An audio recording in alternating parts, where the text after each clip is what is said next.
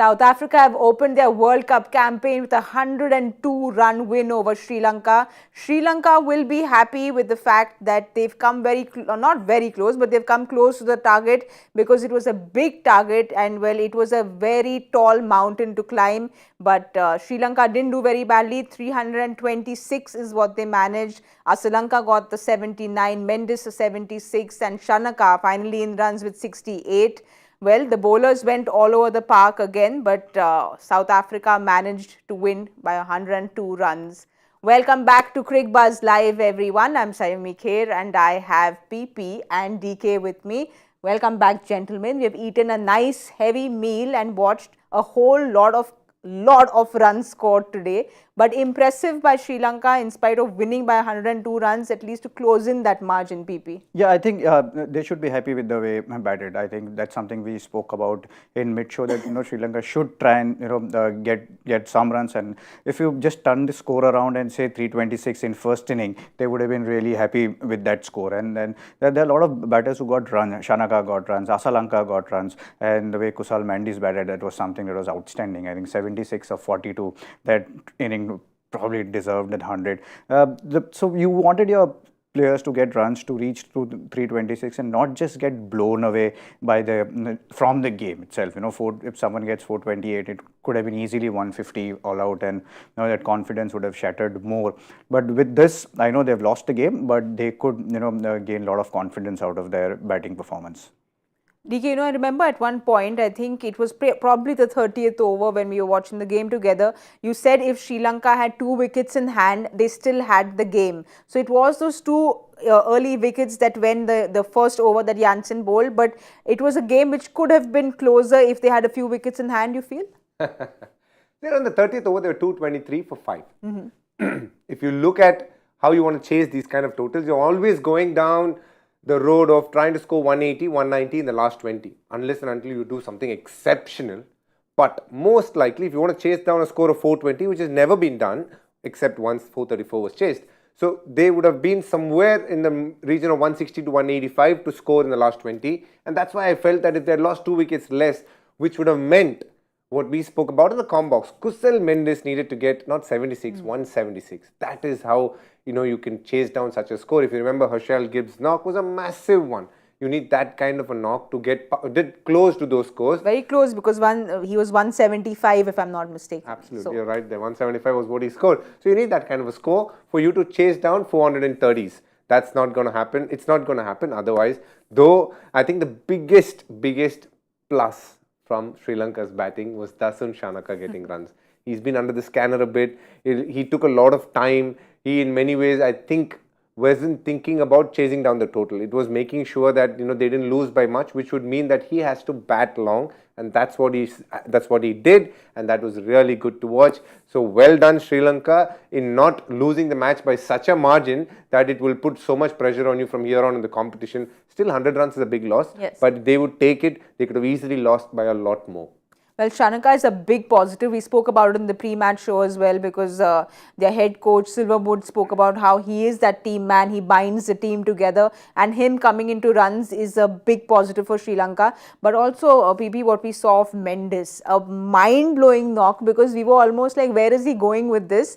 He was hitting it all around the park today. He was, and that was the reason why, because of this strike rate in first 10 overs, there were 95 runs. That's they were on cost till 10th over. They're not chasing down to 428. But see, Mendis has been their main player since a year and a half. He's been scoring a lot of runs. He's been scoring runs in a different kind of surfaces. If it's turning, you'll get to see him playing those sweep shots, going over cover. But here today, South Africa actually bombarded him with a lot of bouncers. That was their tactic. But you could see him taking Rabada on. You could see him taking Marco Jansen on. I thought Marco Jansen was bowling great lengths. He was bowling really well. But Mendis, just because the form which he is in, he showed a lot of belief in himself that I can take on this kind of a quality fast ball. Lungi and Gidi was also bowling really well, but you got to give credit to Mendis. The quality of shots were really wonderful to see. And as he said, I thought that inning deserved that 100, so though he got out on 76, but good to see that he carried out his form which he's been doing in the last couple of years. Parthiv very correctly said the quality of shots that Mendis was hitting was next level, because we spoke about this in the com box as well. One is he was pulling everything that was that they were bowling short to him. So it was almost like he had come prepared with a plan that this is what they're going to bowl to me and this is what I'm going to do. Carrying on from the form that he had in the warm-up game, he was playing an attack which probably had much slower bowlers, the likes of Afghan fast bowlers. He played Fazal Farooqi, and he played also the other fast bowler Naveen ul Haq, and he took them down and he played some good shots, but also hit a lot more of spinners. Today it was about playing fast bowling. Marco Jansen was bowling well with the new ball, Ngidi was swinging it, and then he had Rabada to deal with. But what was brilliant was his shot making. He is not the tallest man, and short ball, playing rather square of the wicket is always very natural to him, but his ability to get under the ball, to hook it, is what makes him so special. He picks up length very, very fast, and his ability to just go back and collapse his back leg wherein he gets under the ball to keep hitting it behind square is an art that he is doing. Another player who does that really well is Surya Kumar Yadav. So it was good to see him bat so well, and it also puts into perspective how good a knock Aiden Markram's was. To get 149 balls outside the power play is phenomenal, and he's done this. And Kusal Mendis has done it in the power play to score 76 of 42, where he batted majorly in the power play. But his shot making tells you why he is probably the best batter in Sri Lanka right now. He's got great skill to play good, quick bowling, and he's a very good player of spin as well. So he is somebody who needs to fire. He's been consistent. If you remember from the Asia Cup, he's been scoring runs, and it's great to see him start the World Cup so well.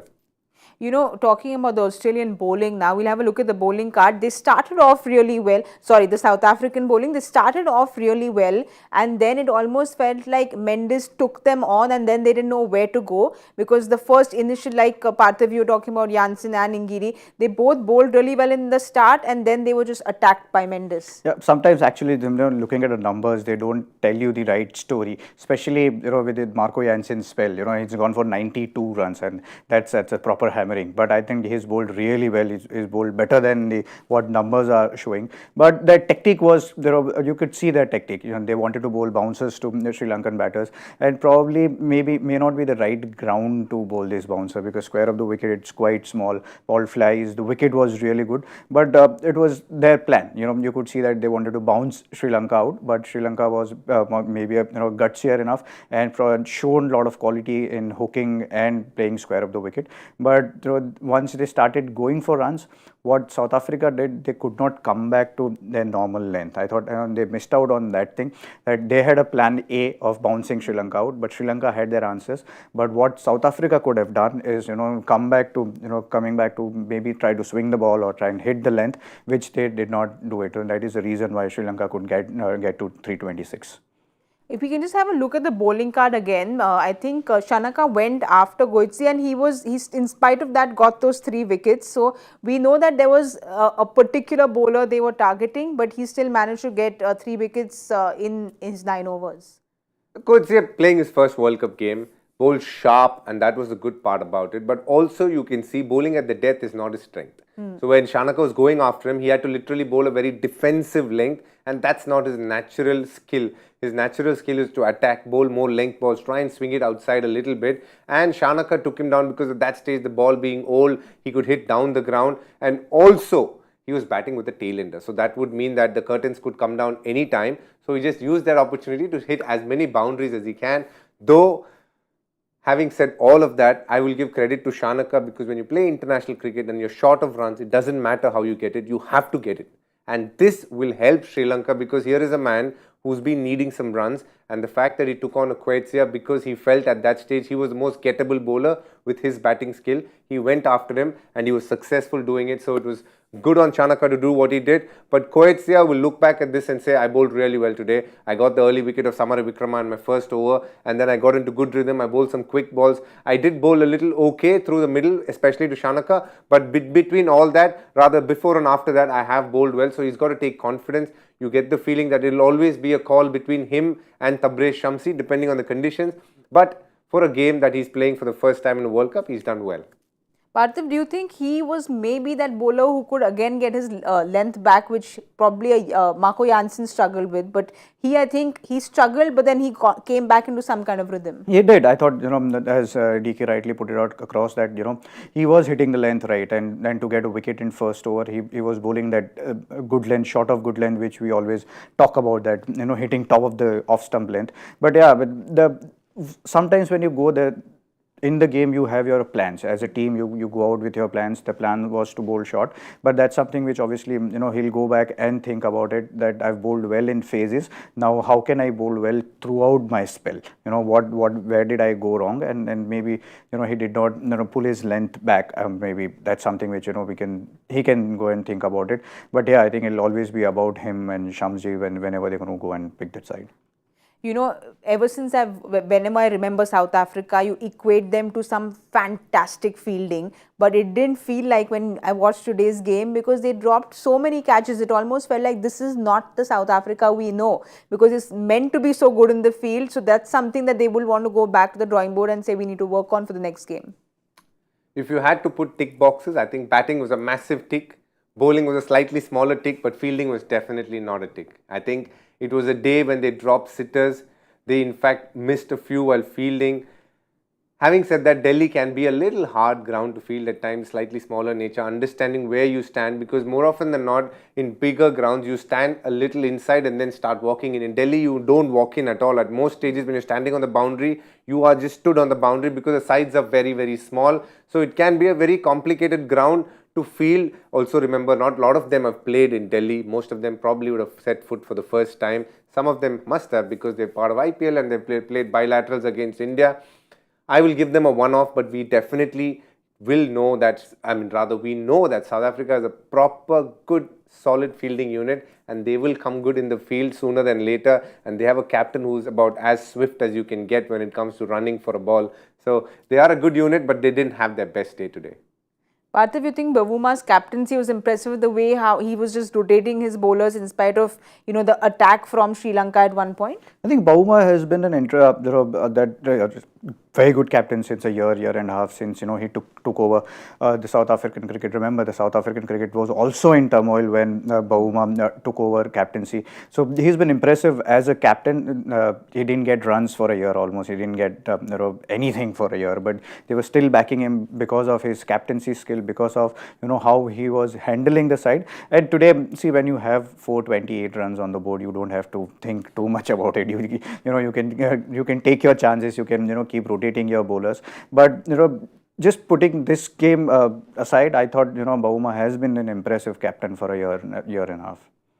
All right, let's have a look at the points table now, because South Africa are off the mark, and with this 102-run win, the wins that we have seen, even New Zealand, it was a big win. So I just feel the net run rate column is what we'll be looking at most right now. Without a shadow of doubt. This net run rate column today are big numbers. As we go around in the tournament, we will see teams much closer to each other, and that's when a game like today will matter a lot. Minus 2.04 is not where you want to be, but you'd rather be in the early stages of the tournament than towards the end of it, because that's when it will really hurt you. So have to say England and Sri Lanka have to find ways to win games, and win games big so that they get into the plus. It's not going to take too much. It is a bit of a task, but when you play 3-4 games and you play 3-4 games well, then your net run rate goes up. So it is a table which obviously is in favor of the teams that have won the first round, and you can see they won it comfortably. So far in this World Cup, we haven't had any close game. Most of it have been one-sided, as much as you like it. Tomorrow, I reckon, is going to be another fabulous game, and we'll get to that. But both those teams have an opportunity to start well in a place which is well suited to both teams for different reasons. But if you look at the table, I think New Zealand will be sitting very, very happily saying, you know what, we played a good game. But knowing New Zealand, they're a team which is never happy in these tournaments till they get to the knockout stage. So it's a table which is skewed a little bit as of now, and which will change a lot. It will change dramatically in the next couple of weeks. But when we come to the last stages of this tournament before the knockouts, that's when you'll realize how valuable days like today and yesterday were. But Parthiv, just as an opener, besides the fielding, like DK was saying, that was just that one box that they couldn't take. For South Africa coming into the World Cup, we spoke about in the pre-match show, the whole tag that they come along with of being the chokers. This is just the start that they wanted in the World Cup. Yeah, I think, see, obviously they've started with 2 points, which is the most important thing. Yes, we do talk about net run rate and stuff. First of all, you want your 2 points, and with South Africa has got it. But to me, I think, going back in the dressing room, South Africa will think that, okay, we just got away in this game because how well we've batted. Just because we got 428 in first innings, we've considered 326. If Sri Lanka had got 326 in first inning, South Africa would have been batting in a completely different mindset, batting under pressure. Though there is chance of you could chase down 326, but still I think bowling wise there's a lot to think about for South Africa. Whether is this the right combination to go with? Are they try and get Asian teams trying to get them bounce out? Is this the good idea to do it? To me, I think most of the Asian players, they do play fast bowling really well nowadays. So whether that is a right idea to do it or not, so they will have lot to think about as far as South Africa's bowling is concerned. And yes, fielding is obviously, as DK said, it might be an off day, but overall batting is just the only tick which I will give. I won't give that tick to, I won't be as generous as DK. I don't want him to be my professor. I won't give that extra half a mark also. No, it's fair enough. I agree with what PP is saying. I think if they had batted, rather bowled first and they'd given 326, I think we'll be sitting here in a mid-show saying, you know what, they didn't bowl well. So yeah, it's fair enough what he said. When we were chatting about South Africa, my mind was already racing to Australia, and it was a mistake I made because my mind has already raced there. So we might as well look at what's happening tomorrow, because tomorrow is the big game. It's India versus Australia. It's match number 5 at Chennai, and well, for most Indian fans, the World Cup begins tomorrow. Let's face it, because this is all what we've been waiting for. But unfortunately, there was a big downpour in Chennai today. So hopefully there'll be no rain tomorrow. First and foremost, that's not what we want. We don't want any rain at all. But India coming in a very positive mind frame, because they've beaten Australia right now. So all in all, things looking good for India. First of all, I'm the weatherman, nominated weatherman of social media. Yeah. I'll send you all weather reports when I get to Chennai tomorrow. It's rained quite a bit today, and generally in Chennai, if it rains, the next day is hot, really hot. So I'm expecting a day which is going to be hard for both teams. Now India will start as favourites because of how well they've been playing. We've just beaten Australia a couple of weeks ago. They'll take a lot of confidence from that, and we are a team which is played in different parts of the game with a lot of skill. So that will keep them in good stead. There is a fitness worry with Shubman Gill. Is he going to be there? Is he not going to be there? So if he isn't there, then Ishan Kishan will open. If he is there, obviously he'll play. But for the moment, you have to say India start on a ground. And when I said Australia have a chance, it's because whenever they played Australia in Chennai, for some strange reason, Australia have had the wood over India. So it's not a happy hunting ground for India against Australia. Yes, they won a few games, very much so, but Australia also has a decent record in that ground. So it's a very tricky ground to start. As much as it is my hometown, I would love to say India wins all their games there, but it's a tricky ground to start. Let's have a look at India's squad now. Like you spoke about Shubman, and he's not completely ruled out yet. But Parthiv, in case he's not playing, is it an obvious choice to have Ishan Kishan open, or would you like to see him down and see Rahul open because you have a Zampa and a left-hander lower in the order? Not really. I think it's an obvious choice. If India is looking at, if Shubman Gill's injured, that's always been the case that Ishan Kishan is your third opener. To me, I think tomorrow Ishan Kishan will open for sure. The other thing, which is just an out-of-box thinking, which India could do it with them. I don't know whether they will do it or not. Try and open with Rohit Sharma and Virat Kohli and get Surya Kumar Yadav into your 11. That's something which that you can throw in your head. We're here to just try and give options. But I think tomorrow you will. Even when saying it, he knows it's not. It's not going to open. Yeah.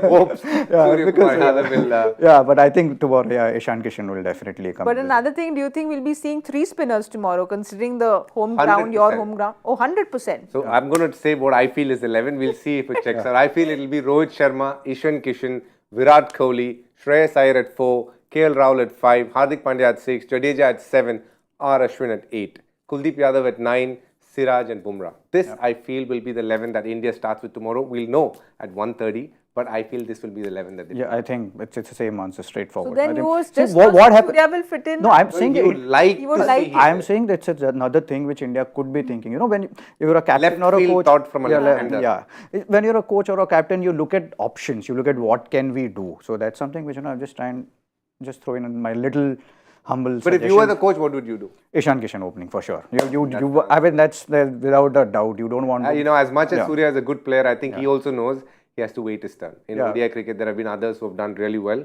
in the limited opportunities that they've been given, especially Shreyas Iyer. And let's talk about him. And I think he's been fabulous.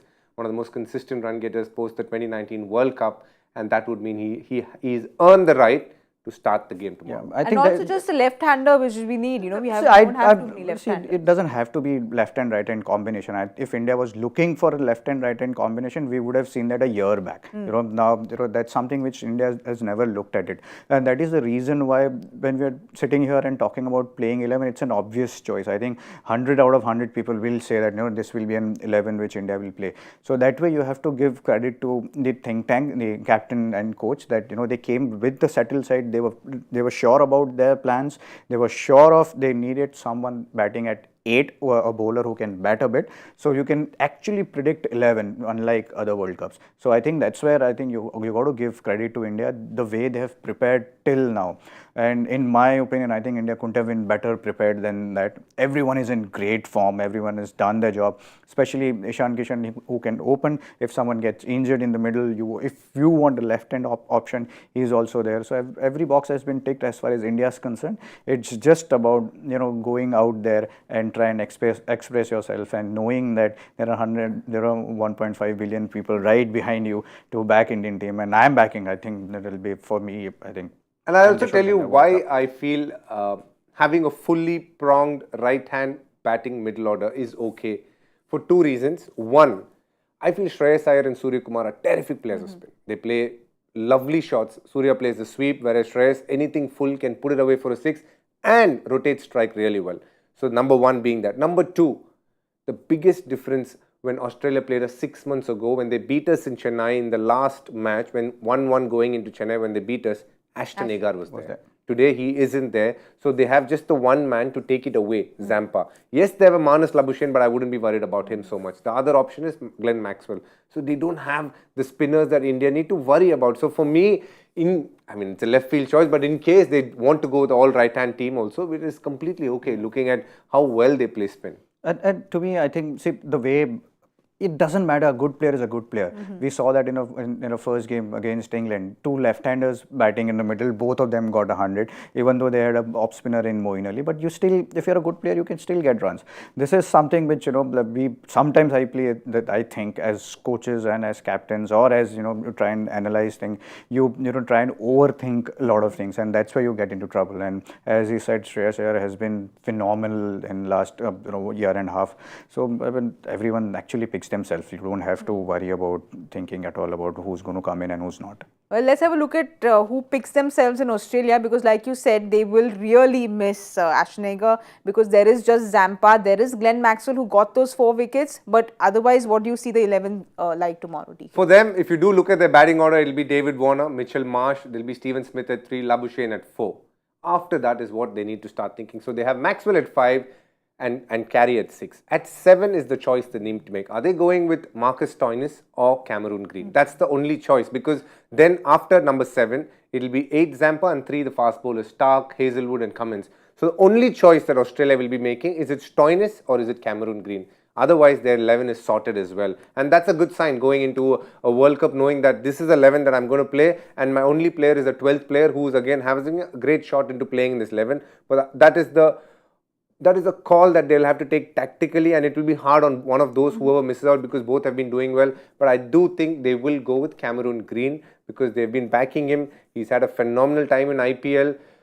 Though, as the World Cup progresses, I will be very surprised if Marcus Stoinis doesn't play. He's also somebody who's done well. Yeah, see, I think Stoinis may not be also a good Stoinis may be also a good choice in terms of, look at where he played IPL this season. He played in Lucknow where ball was spinning, ball was stopping. So tomorrow going in Chennai, if weatherman will give us a pitch report before our show starts, so we'll know whether it's going to spin or not. So Stoinis also may not be a good choice, but I think they will go with definitely Cameron Green. That's all right. So you predicted one key player correctly because Markram did get his century. So I think you go first. Who are your key players from both teams?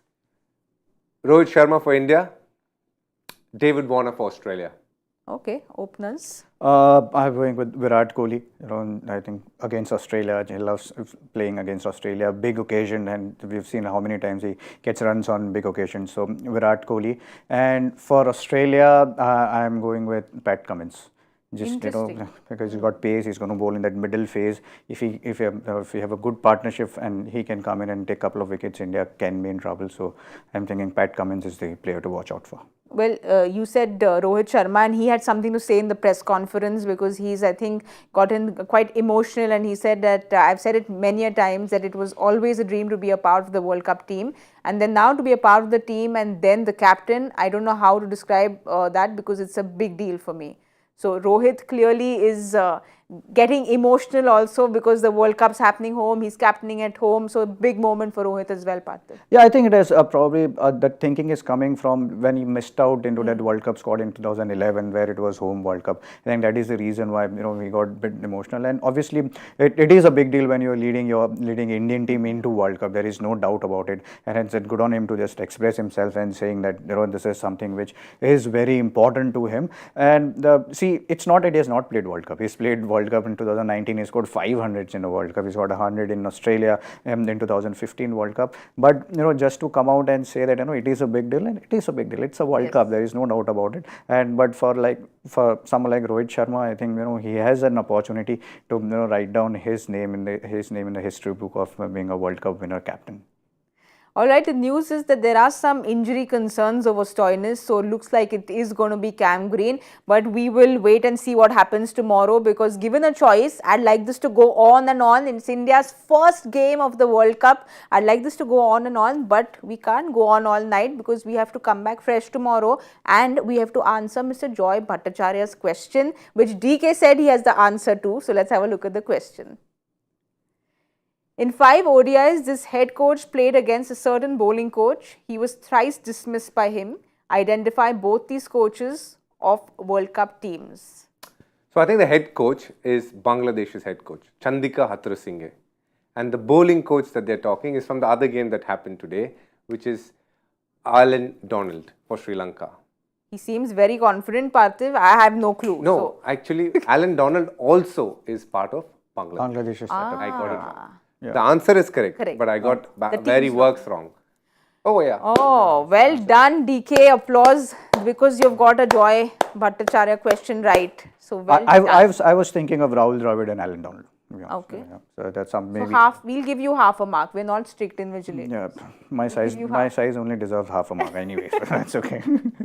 No, but well done, DK, because now I think it's 2 out of 3 that you've managed. You knew Rachin Ravindra's answer. You were not on the show. Yeah, that's true. Rachin Ravindra I knew. First day they asked. Oh, Rachin Ravindra. Named after 2 cricketers, something along those lines. Yeah. All right, let's see who the winner is because I'll always have the answers. The winner is Pranya Dipta. Well, congratulations, and I'm so glad you figured it out.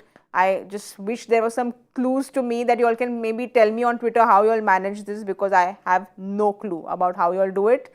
Well, tomorrow is the big day and I think DK is going to be running away. He's not going to be with us tomorrow, but you'll be there, the weatherman, and telling us what's happening. Yeah, weatherman is one role, but obviously a lot of my feelings will be from Cricbuzz, and I hope you all have a great show, but I'll be looking at it from close quarters in the ground, and I'm hoping it'll be a good match. The World Cup deserves a close match. We've had 4 games which have been rather one-sided, and I think if there's a close match, and we all know who we want to win, but it'll be great to have a good close game. Well, I'm looking forward to meeting the first bencher who's always prepared tomorrow, who'll come up with many stories because it's, well, in India-Australia game. Yeah. There are a lot of stories that I'll be listening to from Parthiv. Yeah, thanks for putting pressure on me. But well, that's all for now. But before because- sorry. that, we have to go to Zach's house. Exactly, to wish which him is what I was telling everyone, because Zach invited everyone, but we don't know where it is. But tomorrow we have a full house, because in the Hindi studio we have our senior man Gaurav Kapoor back, who was on a break. We have Ashish Nehra coming in, and of course Viru coming in for the Hindi studio, and here we have Zach coming in along with Parthiv. So it's going to be a full house of lots of fun. We'll miss you, DK, very, very much. We'll order food for you. GK will order the food for you. We will all eat it. But it's time to now go and wish Mr. Zahir Khan a very happy birthday. I'm going to go home and sleep, so I'm all ready for tomorrow's game. Parthiv is a party man. He's going to go and party, and DK is going to go and catch his flight. That's what we are planning on doing. I think you all should get some sleep and be ready for tomorrow's game. So don't forget to join us at 1:30 p.m. See you all there.